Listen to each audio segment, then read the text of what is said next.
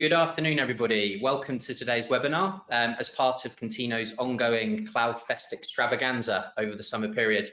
Thanks very much for dialing in today.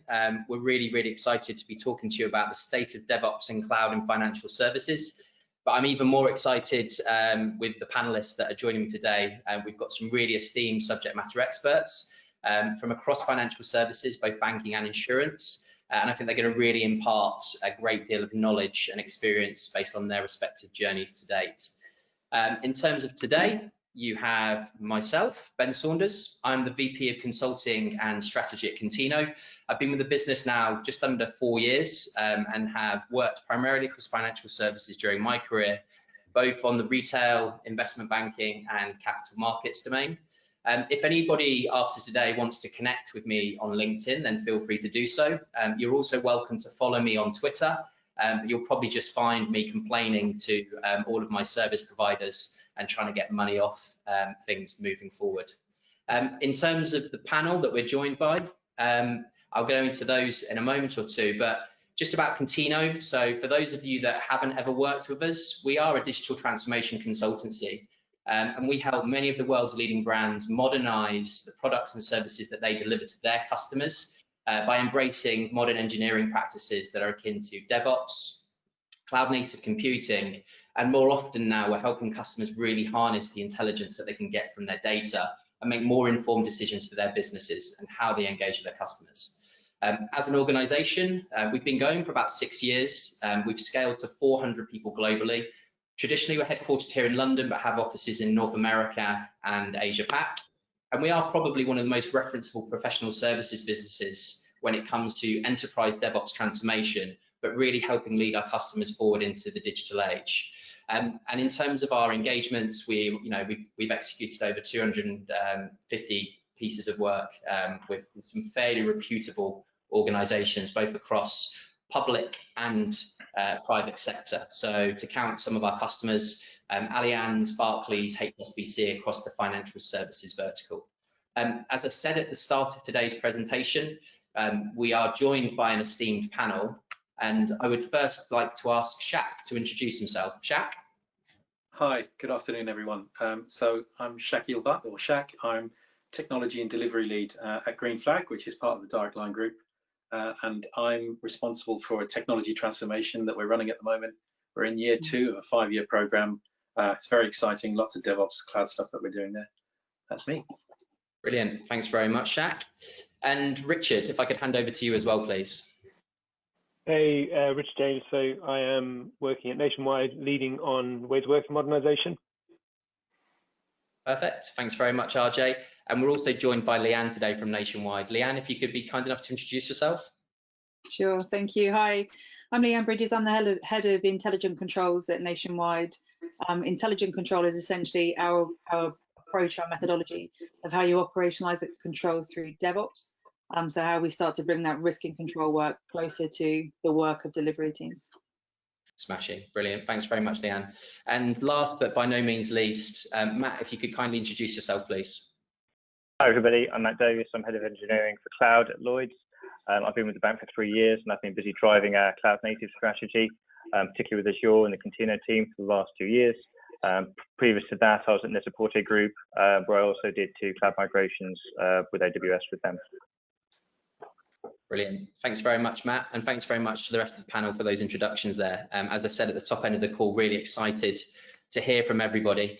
But I guess just in terms of setting the scene for today's session, I was looking back at the Contino archives a little bit about 2 months ago and had recognized it was about 2 years since we conducted our initial State of DevOps in Financial Services report. And I thought it was quite interesting to go back and reflect on some of those findings. But when we conducted the research in 2018, we asked a canvas of IT professionals across FS, ranging from CTOs, CIOs, heads of dev, ADM, production services, etc., just to kind of share their insights and impart some experience as to what patterns they were seeing in the industry. Typically, financial services is a very regulated entity, and I've joked with many of the panelists that we've got here today and customers that if you can do DevOps and cloud in financial services, you can probably take it into any industry moving forward. obviously the focus that you get from the PRA and the FCA and various other regulatory bodies like the European Banking Association is very much kind of a focus point, and obviously an area of contention for a number of financial services customers when they want to deliver great products and services to their customers at speed. But obviously you've got that quandary of being able to try and address regulatory compliance, and obviously that burdensome concern when you want to make sure that your customers' information is safe, secure, and invariably that you're delivering those services in a safe and compliant manner. So we wanted to bring back together this esteemed panel just to kind of share some of their thoughts and experiences and really fast forward into the future and have a consideration as to what we think this DevOps and cloud stuff could really look like in financial services in a couple of years' time as well. But before we do that, I thought it would just be quite interesting to look back on some of the information that research and that study found all that time ago.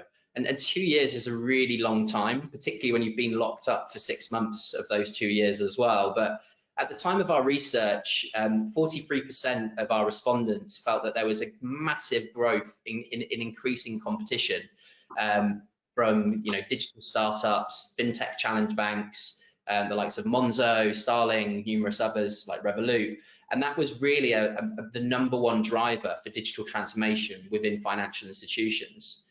And I think that the part that really stood out to me as part of that analysis was when we spoke to the various leaders, the heads of, but also people that were working within the engineering community. Generally, they felt that a lack of leadership and management support was one of the biggest barriers to driving forward cloud adoption across financial services. And I've always found DevOps maturity as something of a subjective entity, shall we say, in terms of how organizations generally rate their capabilities of being able to take ideas from concept to customer, what their MTTR could be, what the lead time is for delivering new features, and what that velocity generally looks like across their organization. We have a maturity index at Contino which talks about this, moving from a level 1 to level 5, which is your optimized state and continuous improvement cycle for DevOps. But at the time of writing, 58% of our respondents rated them on that kind of 2 to 3, matrix of maturity from a DevOps maturity perspective. So I think those insights were quite interesting. But the whole cloud piece, when we were talking about the lack of leadership buy-in and management say so, 13% of our respondents said that they didn't see cloud as risky at all for their organization. So, based on the work that we're doing with financial services customers, we're actually seeing an upward trajectory month on month with the direction of travel to public cloud, given the total cost of ownership, the innovation capabilities, and all that other great business value that can be generated with the CSPs. And then I guess the interesting one, so I spoke with one of our partners, Judil, recently around the ongoing growth of use cases around AI and ML in financial services. But 70% of our respondents felt that AI, machine learning, and big data capabilities were going to be fundamentally intrinsic to how their strategies would formulate over the next few years. There's a great white paper by the Bank of England around the various use cases where AI and ML is currently being deployed across front office IT, back office trading systems, but also in the retail banking estate in terms of chatbots and systems of engagement to make sure that customers are invariably working with financial institutions during fairly strenuous periods. And I guess the other one that I really wanted to tease out was the talent acquisition part. So whenever we work with our customers here at Contino, we always want to make sure that we build a lasting legacy of engineering capability and really build that culture where our customers can decouple themselves from managed service providers, outsourced capabilities, but also allow them to build great products and services for their customers that will, essentially wow them. And that the point that I wanted to make there in terms of that 54% of respondents saying it was really hard or very challenging to get the right talent into their business. So it would be interesting to see what some of our panelists have to say on that matter today, and we'll invariably jump into those pointers as well. But I did just want to baseline our initial views and thoughts from those findings 2 years ago. And as I said, it is a very long time, so it'd be interesting to see how things have moved on. And I guess it's always interesting to take that analysis and say, well, what has changed? What's going to be moving forward? what are the patterns and anti-patterns that we've seen evolve in the industry. And we're gonna work through a number of areas today, which hopefully will cover all of those topics. The one thing I would say to all of our attendees today, if you wanted to ask any questions, then please divert them to the chat function. We will try and answer them at the back end of this session. However, if we don't have time, then we will follow up with everybody directly in order to make sure that we tackle those thorny challenges that you might be facing into in your respective organisations. So I've touched on this a couple of times. 2 years has gone by, the world has gone crazy. We've gone through a global lockdown, a pandemic that has made organisations have to pivot and significantly rethink their own digital transformation agendas. I want to talk to Matt, RJ, and Shaq in the first instance. And Matt, I'll start with yourself if possible. But during that kind of 2-year runway, what kind of advancements and adoption patterns have you seen evolve in the industry and in your respective organisation at Lloyds? During the last 2 years at Lloyds, I've seen, well, to break it down a bit, I've seen certainly adoption of a lot more automation and tooling. About 3 years ago at Lloyds, they didn't really even use GitHub. There was very little automation. Fast forward today, there's a big investment in automation. Teams across the group have been obviously building, pipelines to automate SAS and DAS scanning, get feedback on automated test suites and so on. Better use of data as well. They've been building dashboards. We've built internal tools for getting feedback and getting consistent single pane view of that feedback across the group, so it can be sort of tracked and compared. That's on the left-hand side of the DevOps chain, I guess you'd say. And then on the right-hand side, we've also been busy building cloud platforms as well. So the bank has started building, internal private clouds and container pipelines. We've been building container pipelines and obviously platforms on public cloud. So I'd say we've seen basically the component pieces of DevOps start to grow, 2 pillars, if you like, in build and run, but we haven't yet seen them really come together fully. But we're getting there. We can see the grass shoots starting to come through the surface. Basically, now we've got more of the automation and those ways of working in place, and we've got a platform built which actually has guardrails. We can start shifting left and actually start to give developers more operational responsibility. We're going to get ourselves into a position, I think, very soon where we can start moving forward with some real pathfinders in live at a much greater scale than we could have done 2 years ago, for sure. Great. I mean, I think there's obviously, when we talk about moving to that DevOps capability, and we always talk about guardrails, separation of duty, and increasing that telemetry and visibility, but there's also that cultural change as well that has to be embodied as part of the transformation. RJ, I guess based on your work at Nationwide, it'd be interesting to kind of hear what patterns and experiences you've gone through during that period as well. So pretty similar to Matt. We've seen the emergence of some of our platforms that themselves then prioritize developer experience, and more recently starting to embed some of the control security work within pipelines and engagement with teams that consume platforms. In the digital part of organization, we saw a pretty rapid move into kind of DevOps by default in terms of responsibilities and accountabilities. And we played with that in the first 6 to 12 months. What we tended to do was actually have the teams that were running the services that they were building, customer journey transformation based services, we were having them run the live service, but report into the IT operations function using standard IT operations metrics.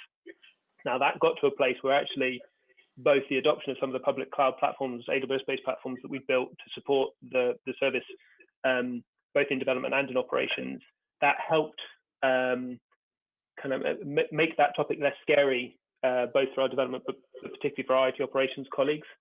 And then actually the fact that our digital teams were taking some of the existing IT operations language measurement scorecards, again, allowed us to then look at some of those golden measures from the DORA report and say, do you know what, if we started to look at some of these other measures, you can start to measure both what for us is resilience and agility, or speed and safety. Some teams, the ones that not to say I'm more or less proud of, but some teams where actually the culture of DevOps has emerged without automation, without an explicit need to call it anything, but rather just about patterns of how teams want to work together. I've seen some lovely adoption of principles behind SRE. So you start to see those service level indicators and the service level objective being set, and you start to see that being used as a unification device so that operational colleagues start to feel that product owners are prioritizing with better knowledge. And so I think there's a real kind of smorgasbord. There's a whole set of things that are emerging but over that 2-year period, it's just become more culturally acceptable. When we started, absolutely, development was development, operations was operations, and there was kind of a Gandalf, you shall not pass, standing on a bridge with a Balrog. And it's now, actually, do you know what? It becomes much more, it's comfortable. It's a topic that is a day-to-day conversational, how do we make this better, rather than something that was adversarial. Yeah, and I think we've obviously seen, and we've spoken about this as well, but SRE and putting that wrapper around, your tool chains, your ways of working. SRE has that very operational language that, traditional service delivery and operations folk are really wedded to. And it gives them additional comfort factor and actually puts a bit more of a rigorous structure around this whole kind of DevOps component, which for a certain extent has been more of a cultural phenomenon and a movement which no one can really quantify. Shaq, I guess based on, we've got 2 examples there from, building society and retail bank, but what kind of patterns have you seen in the insurance sector during your time at Green Flag and DLG, of course? So it's been largely very similar to Matt and RJ. I guess automation has been a big thing for us. That shift from taking data center sort of infrastructure and then just plonking it in the cloud to actually recognizing that you've got a load of benefit and capability in the cloud that you can use. Continuous delivery pipelines and the increased stability and reliability and consistency that you get from automation. So that's definitely been one sort of big area. Self-service, so recognizing that actually as the next step from automation in being able to create templates, if you will, that you can then release out to teams to give them self-service capability so that they can operate in a safe environment, knowing that actually what they're working with is reliable, it's consistent, and it's safe. That sort of segues nicely into security. So that's been sort of quite a big focus for us. And things that we've seen emerge over the last sort of 2 years have been continuous compliance and continuous monitoring and introduction of sort of automated response to specific types of security, incidents, issues, or even just specific requirements from a security perspective. The big data stuff has been there. So Matt talked about sort of the data dashboards. We've certainly been doing the same. One of the benefits that you get, I guess, with cloud is the vast amounts of data that's available to you, and sort of finding a path through, cutting through all of that and separating out the signal from the noise and being able to then sort of garner insight from that. So that's definitely been something that very recently in the last sort of 2-year journey that we've really been focusing on is trying to get more value out of big data.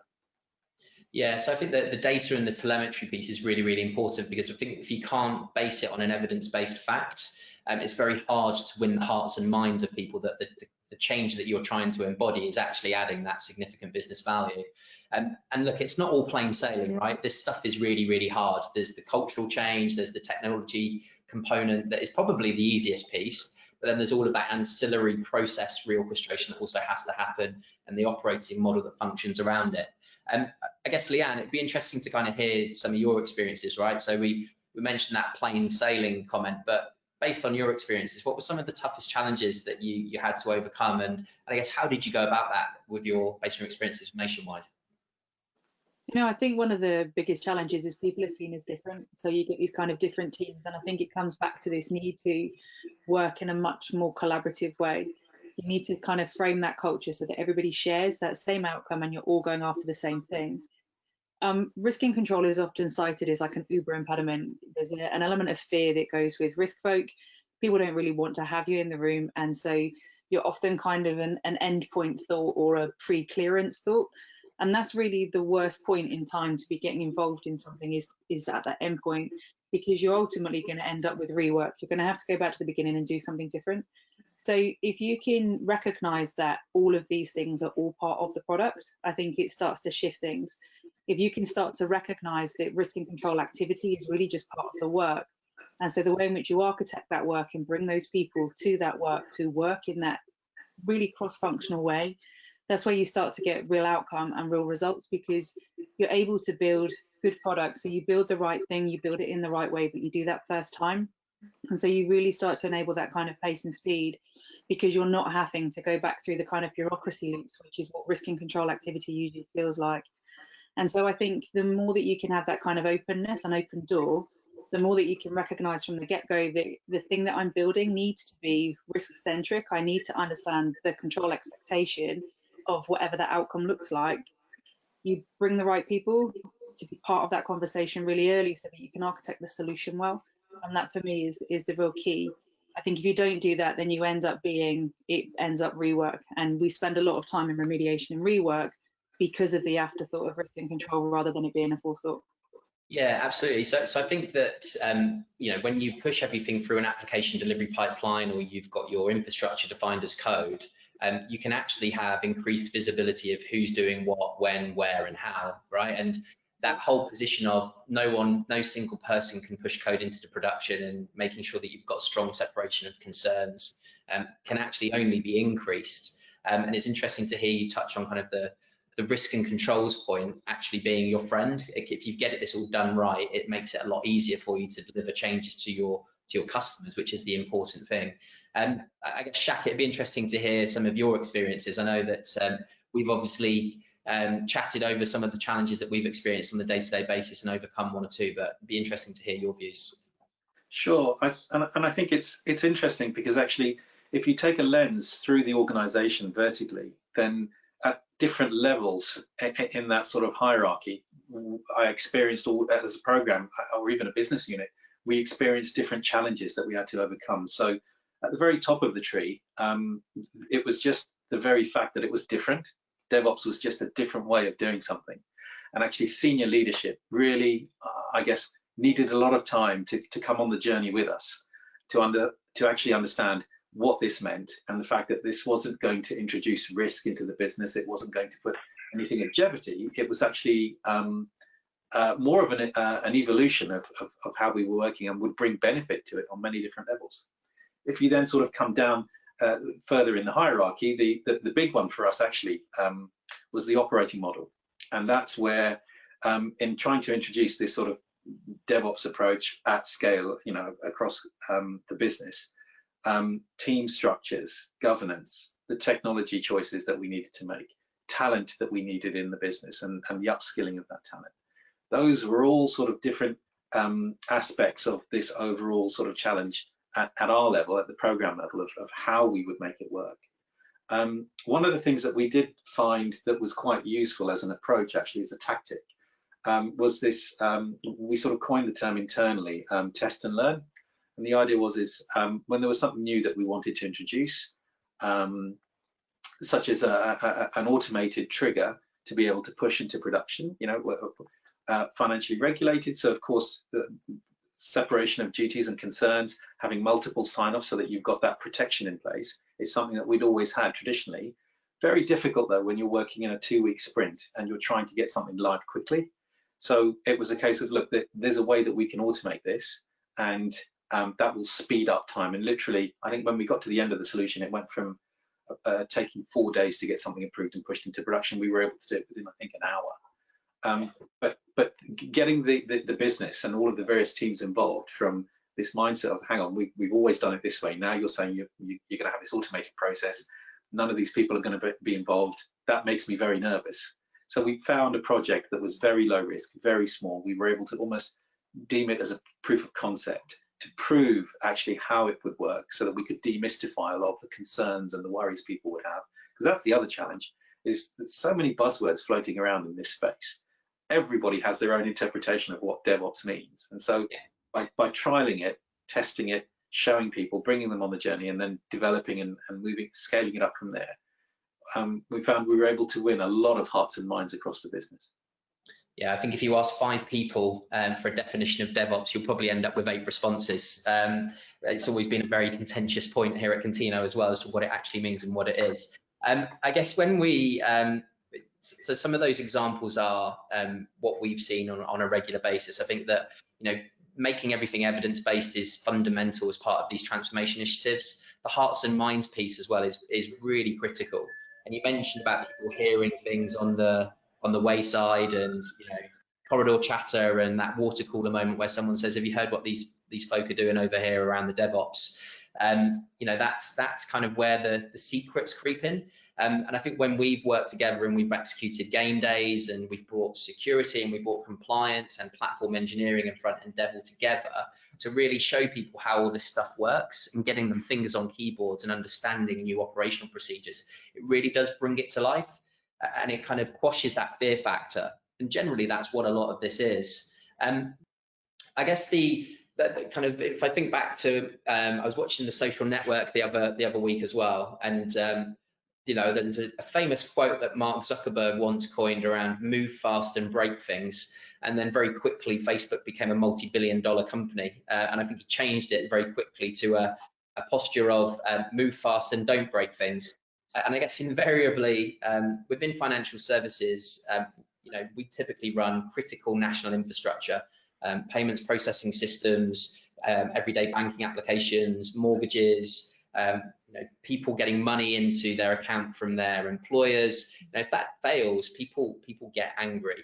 And I just be intrigued to kind of understand, when you're building these capabilities and moving to public cloud, you've obviously got to, ensure that you're remaining compliant and secure with your internal functions, but then you've got all of that additional burden from the likes of the FCA and the PRA. I'd just be interested, how do you build confidence with those two capabilities, or rather those two functions, that moving to that DevOps operating model is actually the right thing to do, and that you do have all of the right telemetry and guardrails in place to run, category A workloads on the public cloud? And Matt, I'd probably start with yourself in that regard, because I know that you've gone through a whole heap of activity in your role as well. Sure. I'd say to start with, you need to have a strategy that puts security first. As we've talked about, unless the guardrails are going to scale and shift left, then everything else just won't come with it. So you need to get that right early on. And I'd say second to that, you kind of need to go beyond security's expectations to take it to the next level, rather than we didn't ask the bank necessarily what our security standards were. We aimed to set higher standards than we've already got for cloud. So we went in with a strategy to build a zero trust architecture in the cloud, immutable infrastructure, all of those core principles for security, which we're really not familiar with, familiar to our existing security teams in some areas. So straight away we were going with an approach which was aimed to exceed their expectations, really. So when we sat down and started having discussions about, is a container secure, because they've read something on the internet to suggest that Docker has a vulnerability or whatever, well, just showed, because of all the other layering that we've got in our approach and the platform, that the attack surface of containers can actually be very low if it's done right. So I think having a high standard, or setting a very high standard or a new bar for security, is important. Secondly, I'd say involving security teams very early on in the process to create visibility and communication with everything that you're doing and building, so they're part of the journey, is very important. And then thirdly, we've also developed what we call the Cloud Control Framework internally at Lloyds, which is a set of standards based on CSA standards and our own internal security and risk standards, with 12 domains. It's got 96 domains in total, which we then use to really assess everything being built against those standards, which goes all the way up to exec level. So basically, we're in a good position by the end of it, where we can very clearly articulate to the regulator that we've thought about what the technical controls are around things, why they work, that they're well documented and defined, and we've also got clear ownership of where the controls exist. If it's, for example, a pipeline which changes a firewall setting, there'll be multiple approvers from various teams part of that approval process. So we can very clearly show this technical control and ownership in every part of the system. So I think there's some really good points there. I mean, getting the security function embedded into the delivery team and getting them to own some of this from the outset is really, really fundamental. A lesson learned from many engagements of times gone by. Richard, I know that we've obviously discussed this at length, and you mentioned the hearts and minds that you had to go through in terms of getting IT operations and service delivery on side. Obviously, people throw rocks and people kick boulders. I mean, based on your experiences, what kind of what lessons learned do you have in that regard? Yeah, very similar actually to Shaq's comment about finding the places to try some things where there's a combination of business need, customer value, and therefore a sort of shared aligned purpose. we've seen some really positive progress even within the last few months around the payment holiday. So you think in retail financial services, the need to get something out there for those who are impacted, wanting to take a payment holiday on, let's say, their mortgages. The way in which we're now leveraging our cloud platforms with the continuous deployment sort of capability that's in there, aligned with where Leanne is then taking the organization in terms of embedding safety teams. So towards this idea of actually, if you have a product and you've got a product team working on development, having colleagues from across the control functions come together and act alongside the product team in service of a shared outcome. I really enjoyed sort of sitting slightly further back and observing the interactions with Leanne, and then the delivery and tech teams, both in terms of the platforms and the streamlined teams that were then iterating the microservices for the journeys. It's a really lovely common purpose. We need to get a payment holiday out there as soon as possible, because from a business context, our contact centers are really struggling to cope. Our frontline colleagues are struggling to cope, and ultimately our members are not able to get on and do the things they need to get on with. Therefore, we found that need to come together really reinforced the benefits of everything from the platform through to the way in which the teams that work with the platform teams are able to iterate at such speed with comfort the CI and CD tech capabilities of where they need to be. And also from culturally a ways of working, the idea that what was there as the MVP for day one was going to be followed very rapidly within a day and days with an incremental flow of improvements, both based on the things that weren't there for day one that we agreed were not required for day one. Culturally, we agreed were not required for day one. That's a big deal. And then had faith that actually every day we would continue to see the service evolve, both with customer feedback and with the incremental delivery of sort of safety features that we felt were not required for day one. And you've got now much more of a confidence based on longevity of these teams operating in this way, consuming platforms that are stable, iterating software rapidly based on feedback and based on new upcoming requirements and awareness, visibility, education. So we suddenly found the kind of combination of burning need, genuine purpose that aligned people around an outcome across all of the organization, not a tech thing, not a tech and change thing, but across the organization, coupled with safety teams working hand in glove with the product development teams, leveraging these incredibly powerful cloud platforms and DevOps CI capabilities to then feel confident with ways of working that celebrate incremental delivery of value. You find that whole thing coming together beautifully in those one or two examples. You can take those, you can share those with the regulator, because you can go back and you can assure yourself that actually the things that were done for day one were the right things to do for day one, and the things done on day 2, day 2.5, day 2.5.1 were the right decisions to be made. So actually it gives you a brilliant story to have internally with your control functions, with your audit functions, second, third line, and then out with regulators about how you both hit something for customer and did it right. But again, all in Leanne's wheelhouse really around how to do it and do it right. Yeah, I think I remember when I used to work on the big bang releases back in the day, it was fairly fraught and concerning that the change that you were going to deliver was actually probably more risky. And if you think about that old adage of perfect practice makes perfect, that's exactly what we're aiming for with continuous delivery, that we're making these small, more traceable incremental batches of change that actually you can fail forward and move backwards if you absolutely have to. And I guess, Leanne, in terms of all of that kind of those great points that RJ made, you're in a fairly unique position coming from a risk and controls function.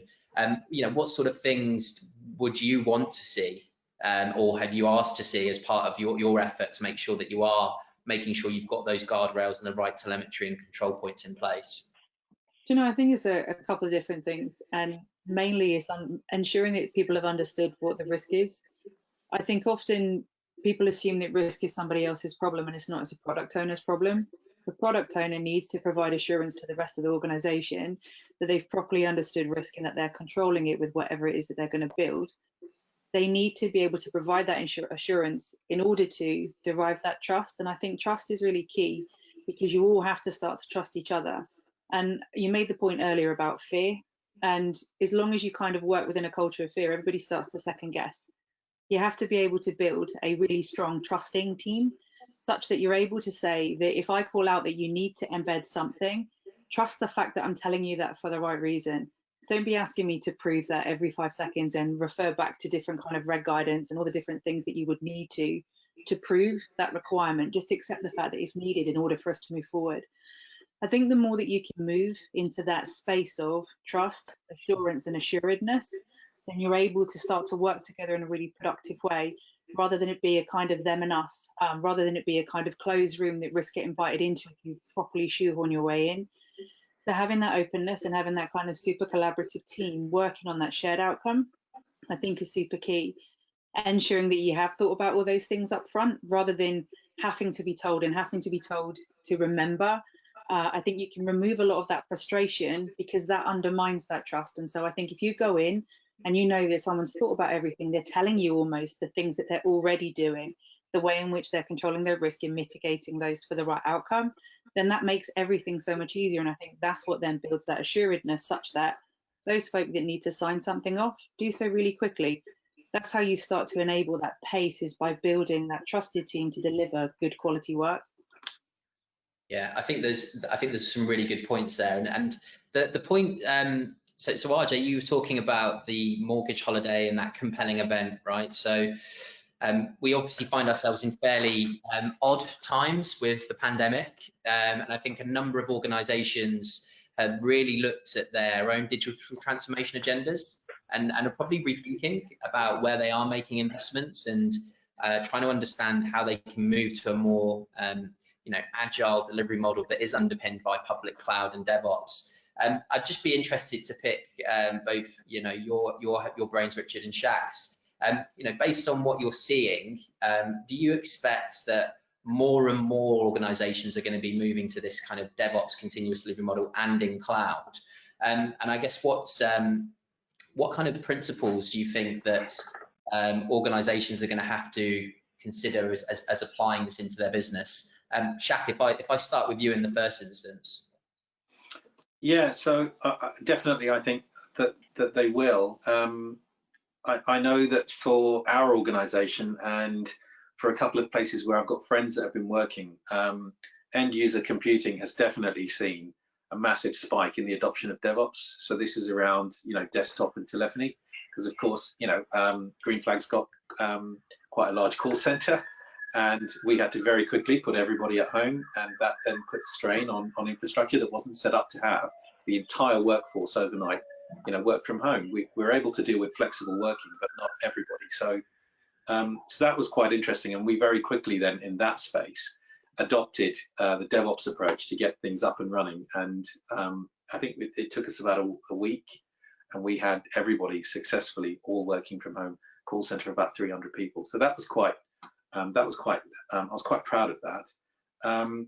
I think also just general sort of corporate infrastructure. So if you think about sort of corporate workloads that might be running traditionally in a data center, having that infrastructure so that it's able to scale and deal with a workforce that is now remote and dialing in from their own personal internet connection, and the flexibility of being able to scale up, that's right for DevOps transformation.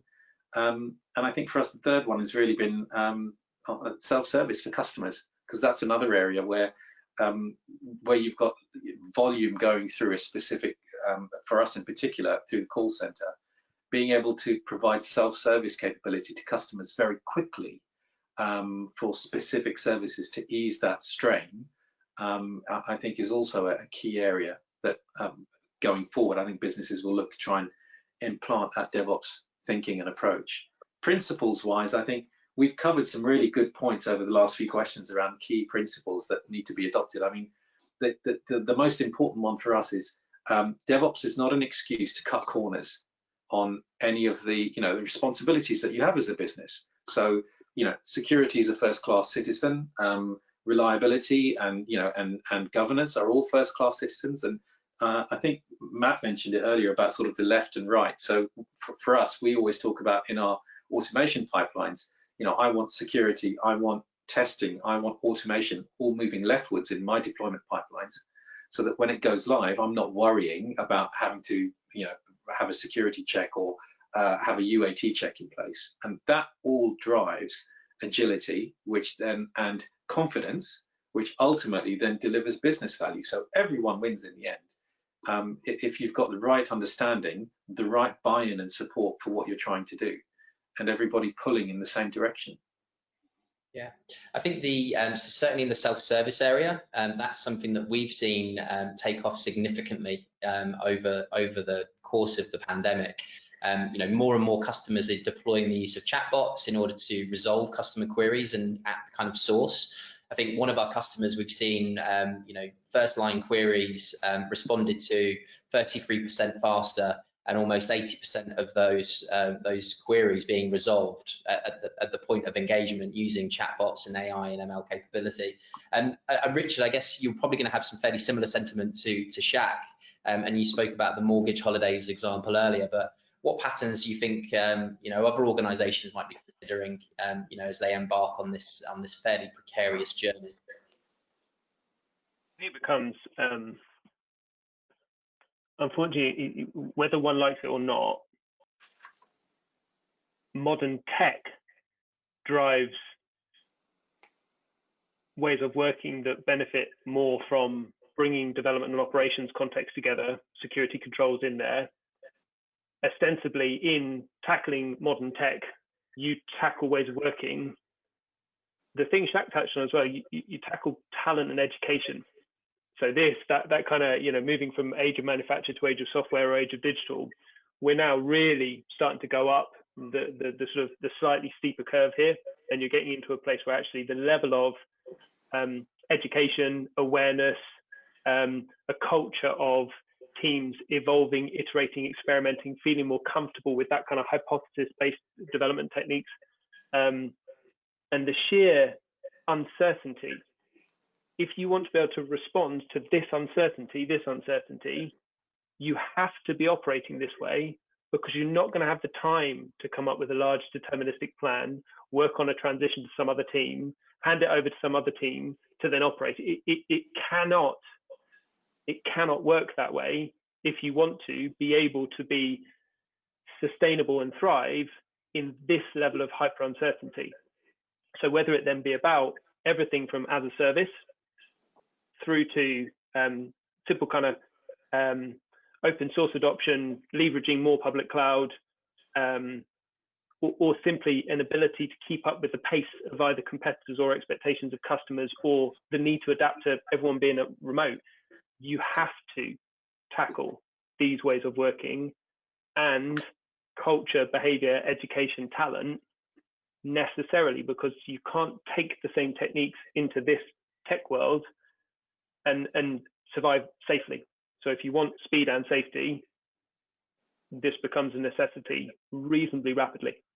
Yeah, absolutely. And I think all the way through today's presentation and the debate, we've spoken about guardrails, visibility, telemetry, service availability and resilience, which generally are all the things that we need to provide in the existing world of financial services. But obviously we can do that potentially in a much more highly automated and an increasingly visible manner when we move to public cloud.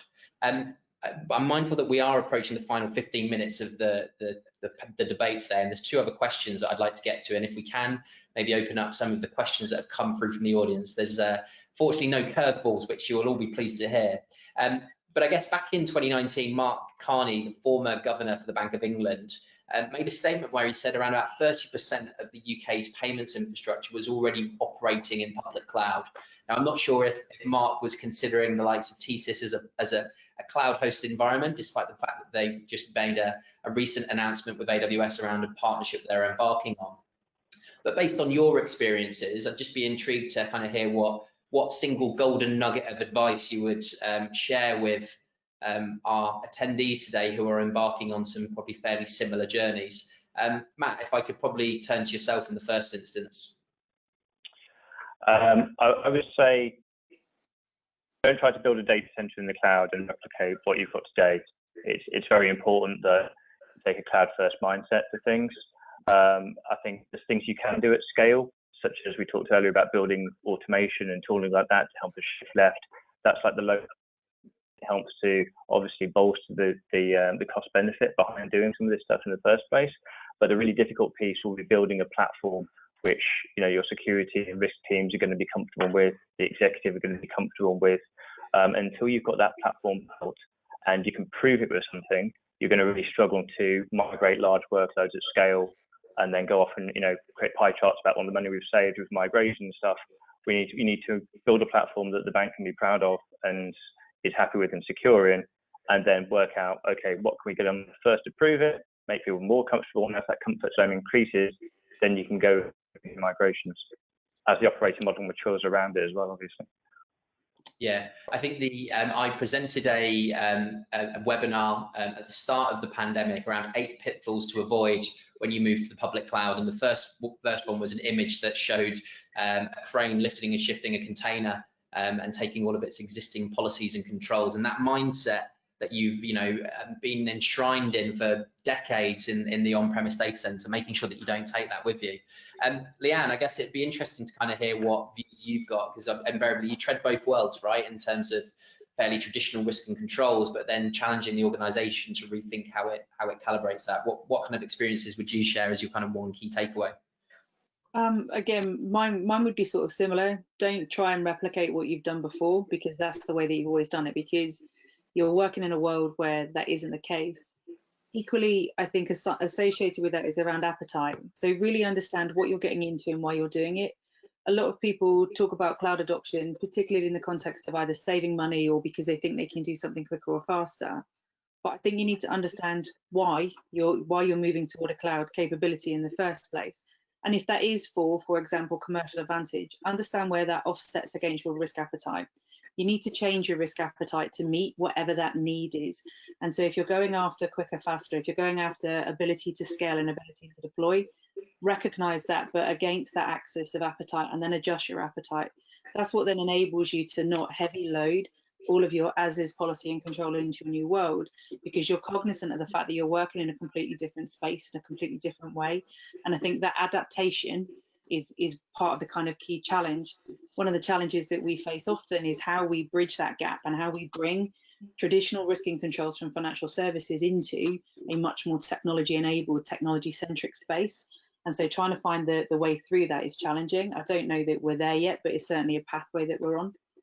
Yeah, absolutely. I think that whole so don't take your existing controls, but the other one that we always talk about is don't build the field of dreams, right? So based on the criticality of the workloads that you're running in the public cloud, make sure that you've got the right risk and controls posture around it. And it was great to hear you kind of talk about that, accept that you're probably going to have to adapt, and you can change your posture across the landscape. I guess, RJ, your kind of one nugget, the golden source and the ticket that you'd share with everyone on the call. Don't make this a tech thing. It's organizational transformation. This is about the business and how a business is going to survive and thrive. If it becomes a CIO's thing, the business aren't interested. The level of change in the organization required to make this work covers all areas of the organization, covers education, covers awareness, covers accountability, covers operating model. Therefore, it has to be a business challenge at the very top of the organization.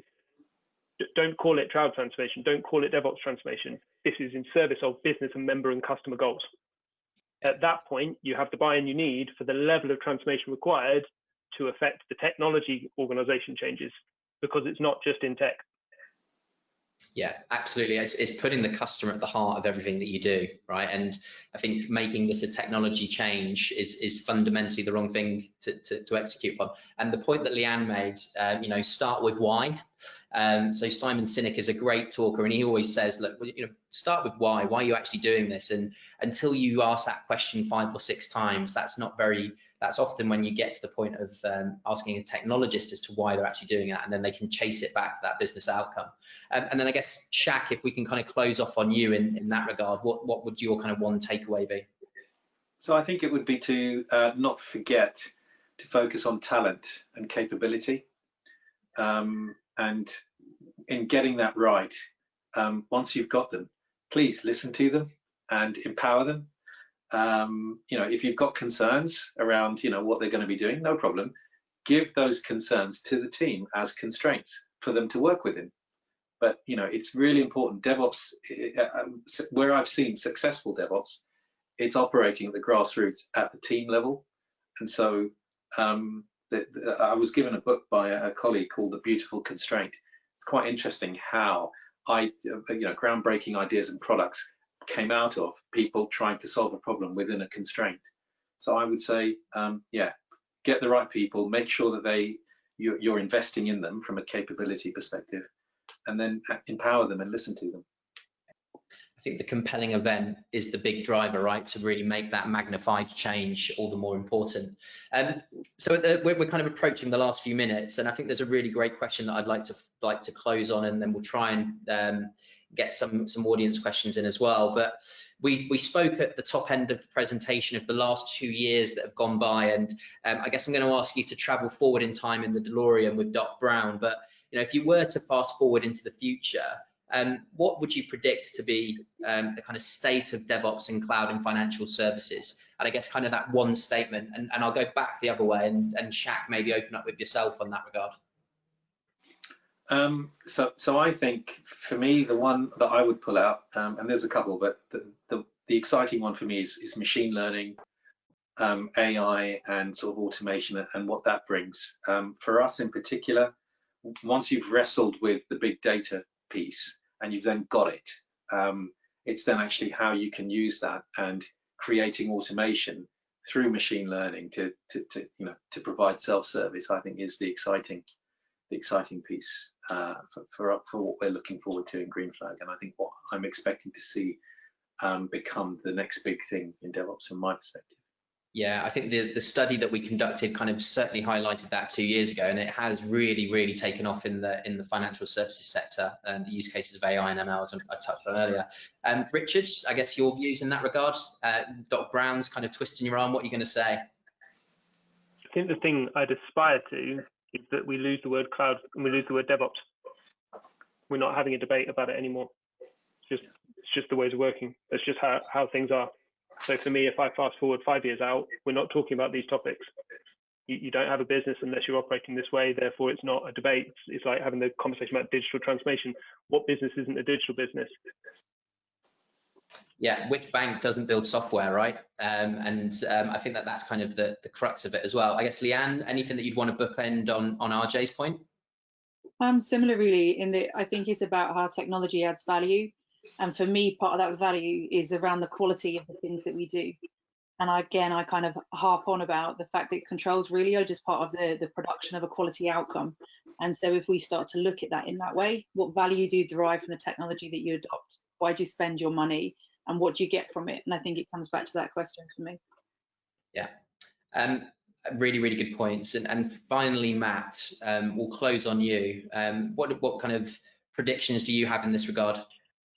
I think we're going to see broader acceptance of cloud native tools and patterns, things like provided managed keys, for example, rather than bring your own key, classic arguments like that. I think we're going to start to see wider acceptance of these tools and more trust in the cloud providers, particularly as they evolve and when we build patterns in the cloud which we can prove are secure. Secondly, I think we're going to see a shift to more the full software development lifecycle taking place in the cloud, away from people having to work within the constraints of their desktop devices within a controlled environment, moving the entire thing into the cloud, becoming much more of a fluid environment for people to work in and add value. Yeah, I think so I think all of those points are really fundamental. I think the idea that RJ made around this just being the norm is a great one, right? I mean, it would be fantastic for it just to be the way of working, not so much for a DevOps and cloud consultancy, even one that specializes in digital transformation like Contino. But I think the one thing that I would probably look at here is where in which the regulators are talking to more and more financial institutions, and it is becoming the norm, that there is that barrier to entry of having to, being able to do it is more accepted.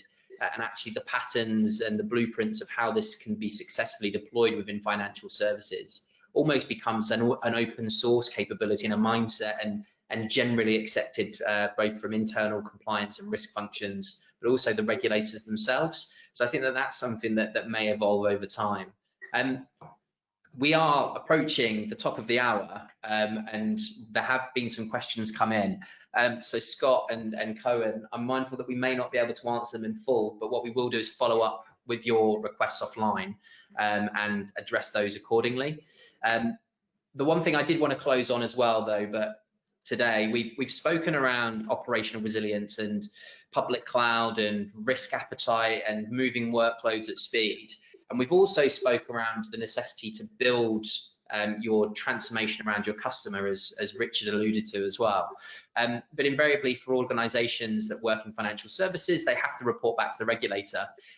Today we've published an operational resilience dashboard online, and I've drafted a blog which outlines what that service and capability is. But essentially you can map your end-to-end customer journey, whether that be make a faster payment, whether that be you know, open my account, create a new account, or it may be something along the lines of a faster payment service. But that journey end to end may go through multiple channels. It may be mobile, it may be web, it may be in the branch. So we've essentially built this capability where you can map out your customer journey, understand the relevant technology underpinnings that support that journey, but then start to articulate the RTO, the RPO, the target SLAs that you're trying to hit as part of that journey. And then where you may have agreements with third-party suppliers, or you may be leveraging on-premise capability or cloud-hosted services, you can then start to mirror and match these with your internal risk appetite. And we've already deployed this capability with 1 or 2 customers. It's been really, really powerful in terms of very quickly heat mapping your operational resilience. But it's also a good way of you being able to understand what your potential concentration risk might look like in public cloud, but then also start to think more broadly around the technical services and then map your potential migration pathway. And it also allows you to move away from that kind of very static 6R assessment where you might be doing, you know, a rehost, replatform, re-architect strategy as well. So again, this is a great technology and a great solution that we've plugged together. It's very footloose and fancy free at the moment, but what we are looking to do is more formalize this as an open source project, which we will be deploying on our GitHub repo as well. But by all means, feel free to check that out and read the blog as well. All that remains to be said is I also want to say a massive, massive thank you to all of our panelists today. It's been great hearing from all of them. But at the top end of the call, we did talk about the necessity to build your own internal engineering capability if you're really serious about embarking on a digital transformation agenda that is powered by DevOps and public cloud. Each of our respective panelists are hiring like mad and looking to bring their own talent into their organization to already supplement the great engineers that they've got on the ground. So by all means, feel free to check out online at Nationwide's website, Green Flag and Lloyds. We will be distributing those slides, so if you wanted to have a look at them afterwards, you can by all means do so. And the presentation will also be published on YouTube, so should you want to watch this back or share it with your colleagues, then you by all means feel free to do so. All that remains to be said from me today is a massive, massive thank you again to all of our panelists, but also to everyone that has dialed in across the world. So we've had people from mainland Europe and as far afield as North America join us today. So on that note, thank you very much, everybody. Thank you to our panelists. Enjoy the rest of your evening, and we hope to speak to you all very, very soon. Thank you very much.